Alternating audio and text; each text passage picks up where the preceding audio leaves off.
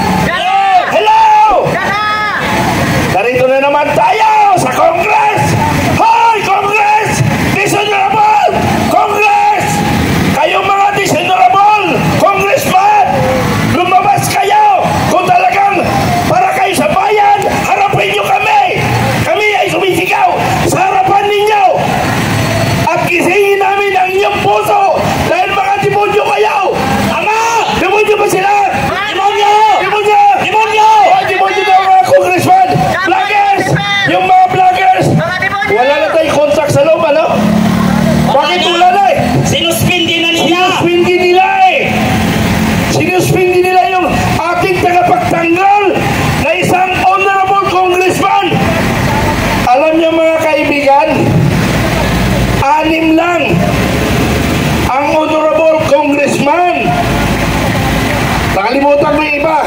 Ay, 10 na ngayon. Ay, palapakan natin. Naging 10 na. So next year, magiging 200 na. Ang honorable. Wala na. Yabulis ang Congress. Yabulis pa? Sayang ang pera ng taong bayan. Ang problema ang taong bayan ang kumilos Wala na. Yabulis ang Congress. Hoy, kayong mga congressman, hindi na kayo pwede magpatawag ng armed forces. May pamiting-meeting pa kayo sa armed forces. Huwag niyo sirain ang istruktura ng armed forces. Huwag niyo tawagin sila. Ang pwede lang magpatawag sa armed forces, only the commander-in-chief. Bakit si Romualdez? Ano bang power ni Romualdez? Si Romualdez ang may hawak sa liig ni BBM. Ganon. Pero may waran to maris na si Kwan si Romualdez at saka si Maniwala ka doon. Meron Mambubudo ng presidente. Ayaw nga, mambubudo. Gago ka, Pangulong Marcos. Gago ka. Bakit? Ginagago mo ang Pilipino Totoo ba? Totoo ba ginagago ni Pangulong Marcos ang taong bayan? Totoo. Dahil, nandito na si Atty. Paras at saka si aking may buddy, si Ka-Eric, nandito na. Yan ang papalit sa akin mamaya. Okay, nandito na. Lumalakas tayo ngayon. Lumalakas tayo. Pero pakiusap ko lang kung ano instruction ng Philippine National Police, sundin natin. Kasi inuutosan sila ng mga bandarambong. Pero ito lang yung panawagan ko sa Armed Forces at saka sa Philippine National Police.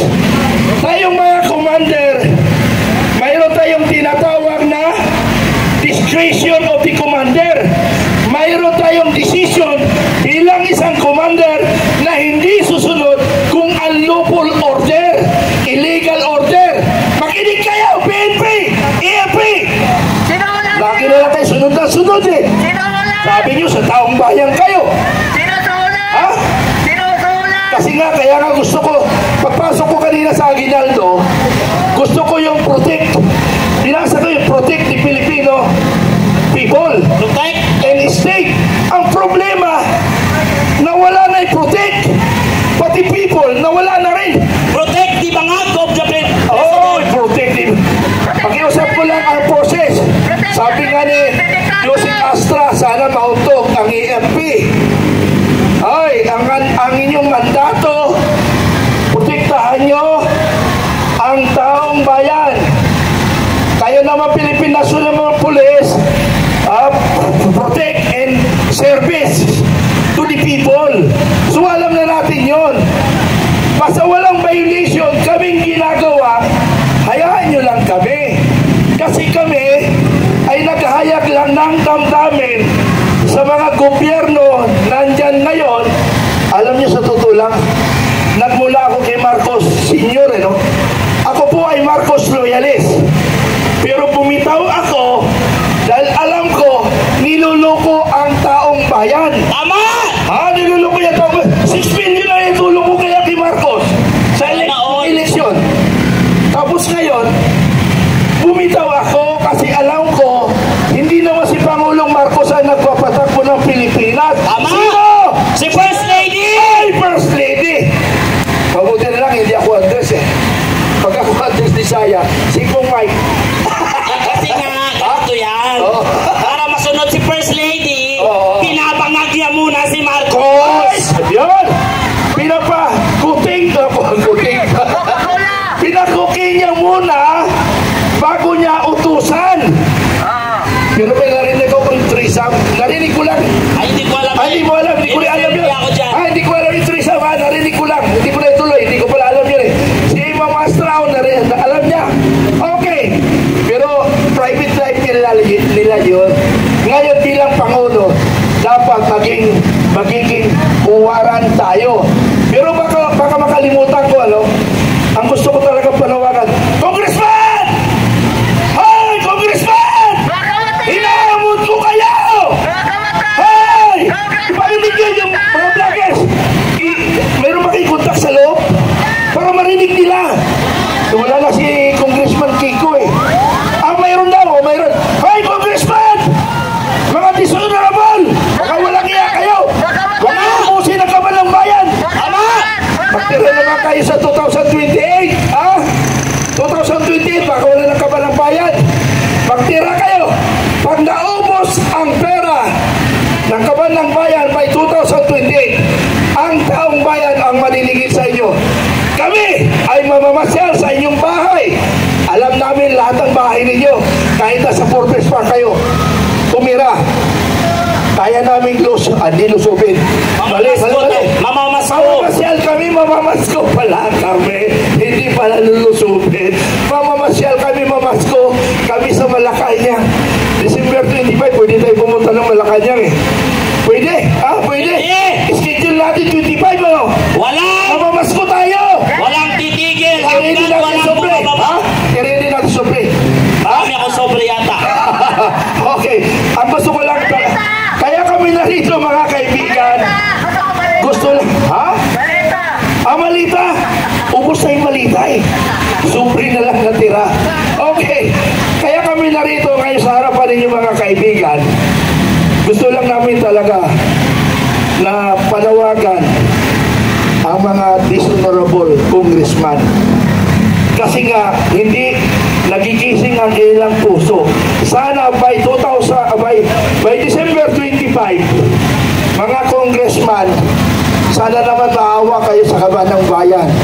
Huwag niyong lapastanganin o huwag niyong raping ang kaban ng bayan. Maya naman kayo. Nagtataka nga ako sa congressman.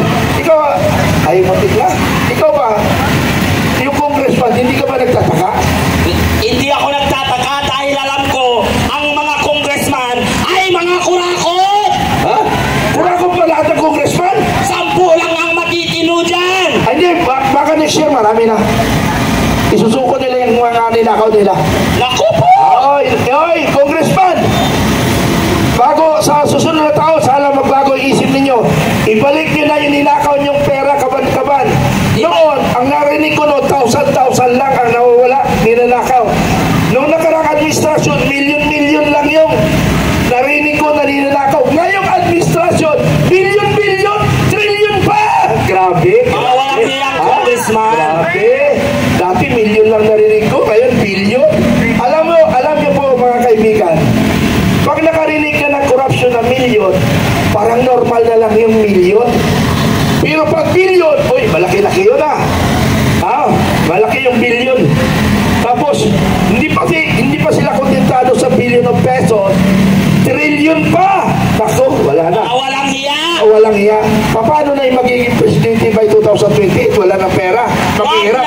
Wag nang hantayin ng 2028 pa. Okay, huwag nyo na hintayin ang 2020 mga kababayang Pilipino.